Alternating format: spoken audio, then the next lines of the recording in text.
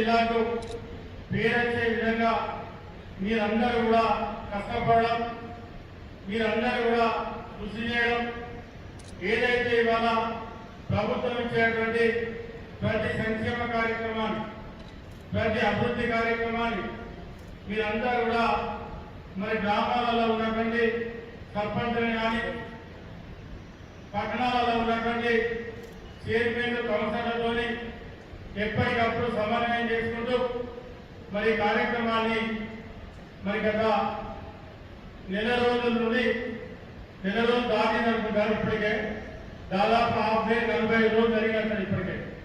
అంటే 99 రోజుల ఈ ప్రజాపాలన ప్రగతి ప్రణాళిక కార్యక్రమంలో భాగంగా దాదాపు 50% మనం ఇప్పటికే దాటినాం. మరి దీన్ని మీరు విజయవంతంగా పూర్తి చేసుకోవడం చాలా సంతోషం.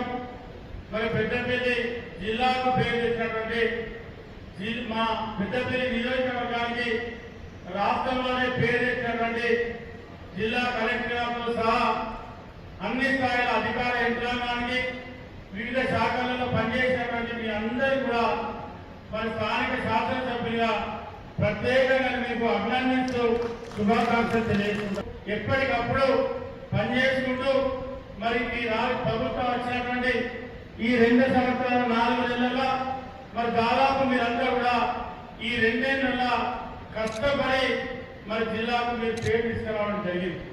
ఇవాళ మనం చూస్తే పెద్దపల్లి జిల్లా కేంద్రం, మన నియోజకవర్గ కేంద్రంలో ఉన్నటువంటి ప్రభుత్వ హాస్పిటల్ ఇవాళ ఒకనాడు నెలకు 30-40 డెలివరీలు ఉంటే ఇవాళ 6 నెలలు 250 డెలివరీ.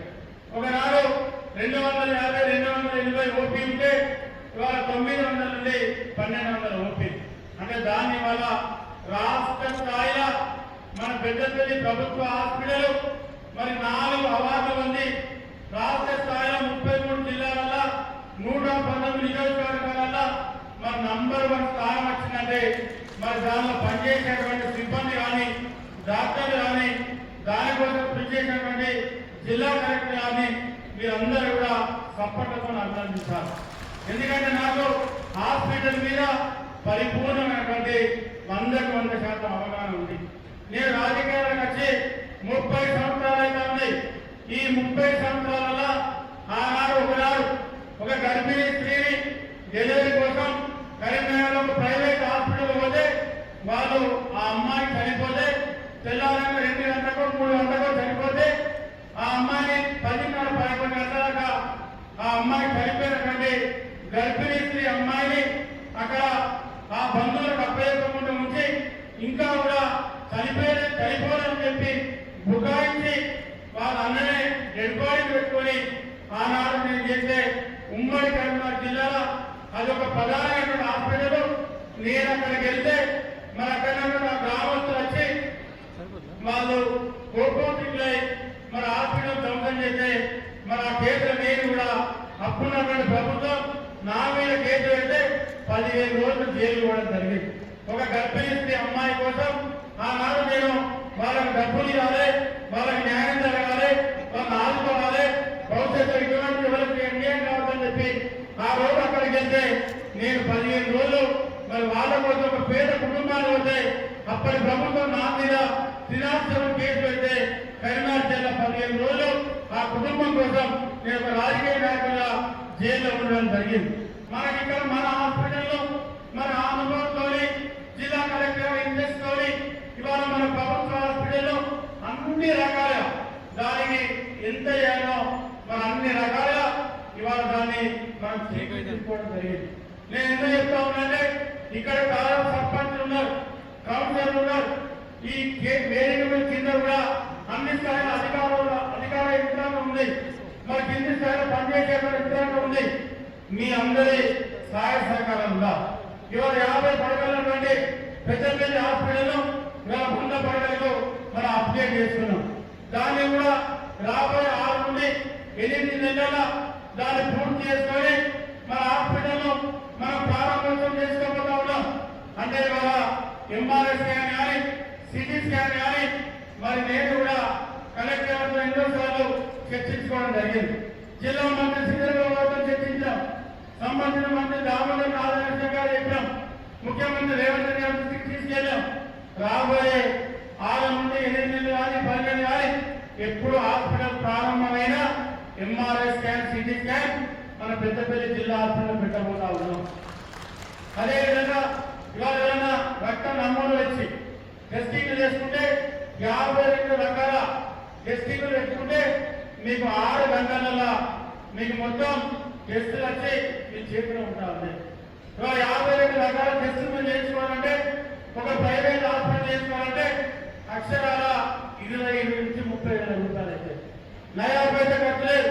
ఒక గర్భిణీ స్త్రీ ఒక ప్రైవేట్ హాస్పిటల్ పోతే ఇవాళ 70 నుండి 80 లక్షల రూపాయలు తీసుకుంటా ఉన్నారు.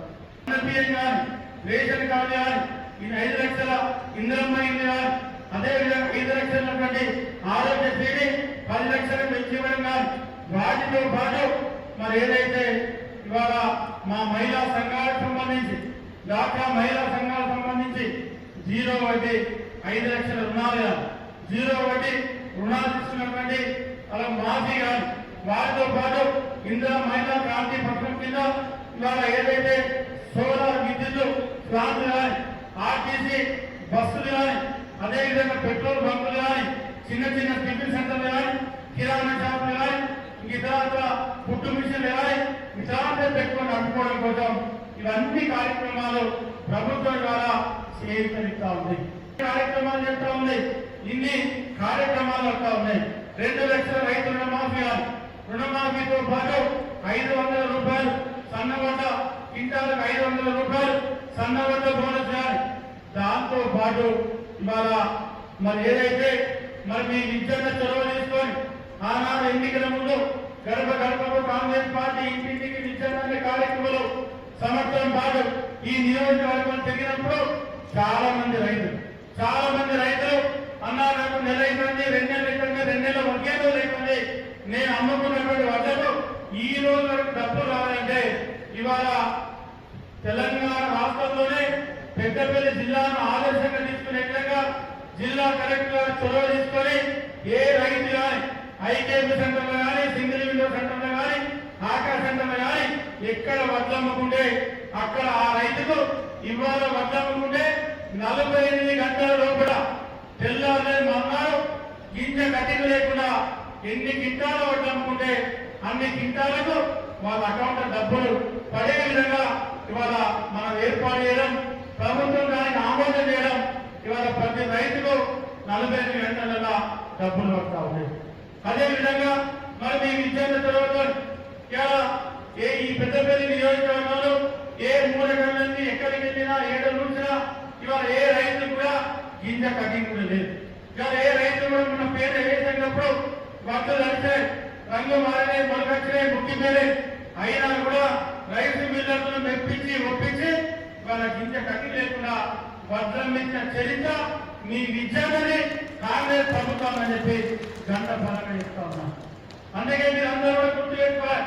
ఇవాళ కాలోనీలు ఒకనాడు కాలోనీల కోసం ఒకసారి ఇంకేంటంటే ఇప్పుడు అటెండి రావచ్చు 10 ఏళ్లలో అనేక రకాల గోసపడ్డారు, అనేక రకాల ఇబ్బంది పడ్డారు. ఇవాళ అన్నా మాకు నీళ్ళు వద్దాం, మీ పుణ్యం దయ ఉండేది, తొందర కాలోనీలు పనిచేయని చెప్పి ఒకనాడు నీళ్ళ కోసం ధర్నా చేసిన రైతు, ఒకనాడు నీళ్ళ కోసం పోరాటం చేసిన రైతు, ఒకనాడు నీళ్ళ కోసం మాట్లాడే రైతులు ఇవాళ ఫోన్ చేసి అన్నా నీళ్లు పనిచేయండి, మాకు నీళ్ళు ఎక్కువైతే ఇక నీళ్లు చాలు అని చెప్పి అని అడిగే కాడికి ఈ పెద్దపల్లి నియోజకవర్గం వచ్చిందంటే దానికి కారణం కాంగ్రెస్ ప్రభుత్వం, మీ ఎమ్మెల్యే విద్యార్థి అని చెప్పి వాళ్ళని గంట ఫలంగా చెప్తా ఉన్నా. కాబట్టి బ్రహ్మాండంగా కార్యక్రమాలు వస్తూ ఉన్నాయి. ఇవాళ ఒక పక్క సంక్షేమ కార్యక్రమాలు, ఒక పక్క అభివృద్ధి కార్యక్రమాలు ఇవన్నీ జరుగుతూ ఉన్నాయి. అందుకే మీరందరూ కూడా ఇవాళ ప్రజాపాలన ప్రగతి ప్రణాళిక కార్యక్రమంలో మరి మనందరం ఇక్కడ సమావేశమైన కావడమే కాకుండా గ్రామాలలో మన గతంలో ఏం జరిగింది, ఇప్పుడేం జరుగుతూ ఉంది, మన ప్రభుత్వం ఎట్లా ఉంది, ప్రభుత్వం ఎట్లా ముందుకు పోతా ఉంది, ఏమేమి కార్యక్రమాలు చేస్తూ ఉంది, ఒకసారి మీరు కూడా గుండె మీద చేసుకొని ఇక్కడ సర్పంచ్లు కానీ కౌన్సిలర్లు కానీ మీరు కూడా మాజీ సర్పంచ్ కానీ మాజీ జడ్పీటీసీలు ఎంపీలు కానీ మరి మీరు గ్రామాలలో చెప్పుకోవాల్సినటువంటి బాధ్యత మీ మీద ఉంది.